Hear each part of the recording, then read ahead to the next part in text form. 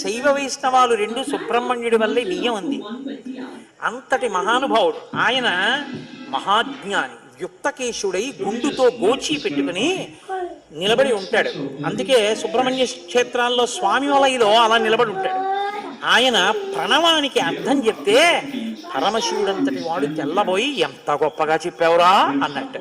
నాన్నగారు అలా అంటే కుదరదు, ఇది ప్రణవ రహస్యోపదేశం కదా, మీరు కూడా మడి కట్టుకుని వచ్చి శిష్యుడిగా కూర్చోండి చెప్తానన్నట్టు.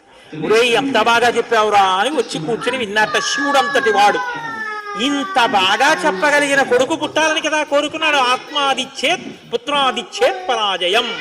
తండ్రి గారికి ఆ కోరిక తీరిందటువంటి బ్రహ్మజ్ఞాని పుట్టాడు. ఆయనే తరువాతి కాలంలో కేవలం పాలు తాగి పెద్దవాడైపోయాడు అంతే. అయిపోగానే ఆయన్ని దేవసేనకి తీసుకొచ్చి పట్టాభిషేకం చేసేశారు. సేనాధిపతి అయిపోయాడు. తారకాసుర సంహారం చేశాడు. దేవతలందరూ సంతోషించారు. అమ్మ అందమంతా మూర్తి